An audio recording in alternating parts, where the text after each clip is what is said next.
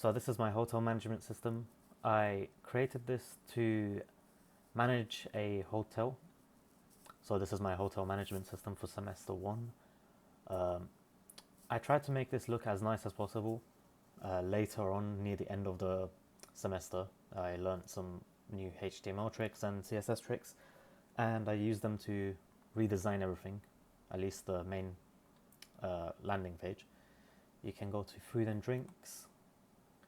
You can go to events. Now, if this was a real website, you would be able to click on this and then you'd go to another page and get more details. So the idea was to be able to log in as an admin. This was all that was possible initially, and you could view available rooms, rooms that are currently occupied, and all of them combined. Initially I had loads of buttons at the top, but I decided this would be much more simpler and you don't need to have icons that are not clear in where they navigate to, so I chose to just keep it text and make it clean. I couldn't fit all of these into the navbar, so I went for a drop-down menu. You can manage hotels, which is view, edit, deactivate and delete, guests, and all of the other stuff like bookings. And obviously there's a filter at the top. To add a new hotel, for example, if I'm here and I want to add a new, let's do guest actually. Add a new guest. I go to add guest. There we go. And now this new one was added. You can view it, see more details regarding it. All of the details are actually fake, they're not real, so it's fine. You can edit it, update some of these stuff. You can deactivate it. It disappears because we're only looking at active guests at the moment, but if we go to show all or inactives, you see it over here, you can reactivate it. For certain things that you want to delete, for example, if I go to hotels and then go to delete, it's password locked. Now we can log out of here and log in as a user if I remember the user password. And we are logged in as a customer. Basically, from a customer's point of view, it's meant to look nice, and so they are redirected initially to the main page rather than their dashboard, and then they can go to view their bookings if they have any. Past bookings, show all, well, they don't have any more, so they won't have any showing here. That's because they've expired. But you can create a new booking, which hotel, what day, and if there is one available, a room will come up. If there isn't, then it won't show up.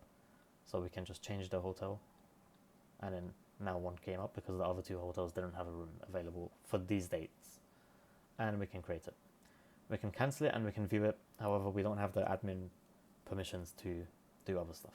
And now for my current semester 2, what was it? It's a currency transfer system. I basically copied Revolut, but I called it Revolut. You'll see that in a second. I went for a different approach here with the theme. Still kind of went for the liquid glass looking boxes, but more subtle this time.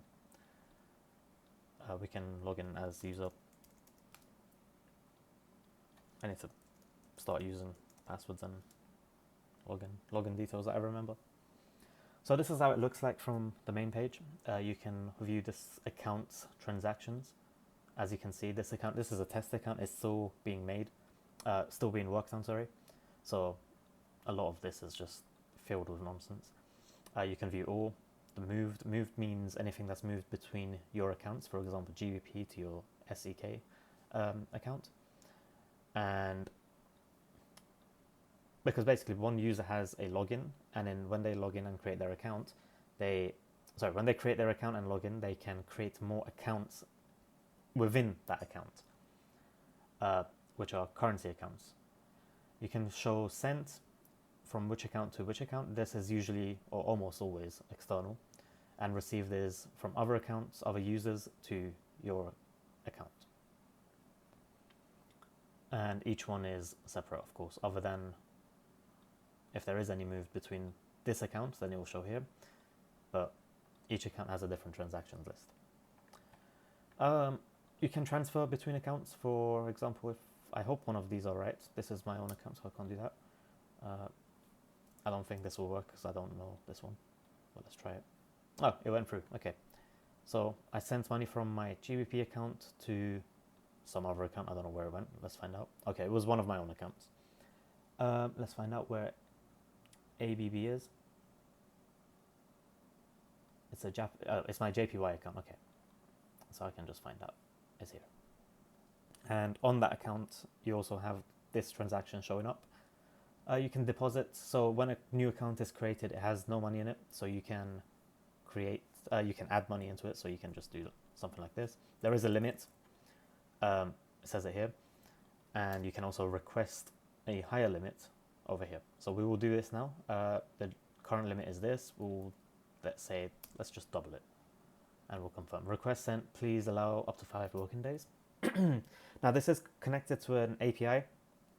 So rates, if I, for example, write 33, this is actual live rates. So it won't be 100% accurate because some APIs are either slow or not as accurate as they can be. But if I go to GBP to USD and do 33, we get 44.23 here. And where is USD here? We get 44.32 here. So it is actually live, and there is a fallback. So if the API is ever down, it does use hard-coded rates. If we go to more, this is like a settings page or options really. You can view your account. You can request this. Sorry, you can see your request. So we just created a request for transaction limit. We can see if it's gone through or not. If it currently says pending. We can update our password and email, create a new account. However, we can't because I've created every single one for this account. I can show you.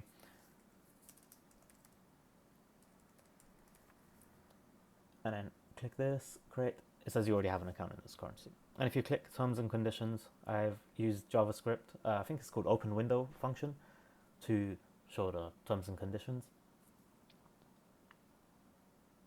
And you can view it here too, and over here you can also view it and change the size of the app.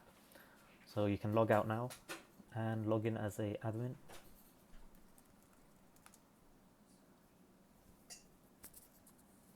And over here, the request that we sent comes over here on the admin account.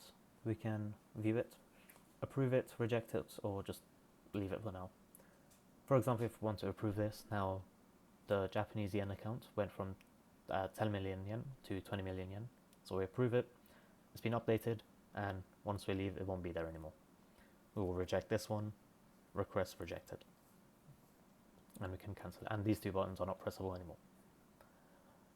You can search customers. I didn't make this place look nice yet, it's not done, but you can search. If there is one by this ID, you can search. We can try 2, and then 20 will come up. Let's look at actives. This is all of them actually. So 22 is not made, so 20 is the highest. And over here we have actions where we can view the details of this user if they have an account. So if we go to this account, which had all of the currency accounts, if we go to view, we can see all of the accounts they own and the balances they have, the user address, the user details, and you can block this user if you want. I want to block this one. So if I go to confirm block and go to blocked, it'll be here. Now if I try to log into that account that just got blocked, your account has been suspended, contact customer support for further details. And if you want to, reset your email, it's fake. It doesn't actually work because I tried to make PHP mailer work. However, it required me to change some settings in my email in order to connect it, and I just wasn't comfortable doing so. So I just left it as a fake mimic of what it could do. Yeah, that's it for now.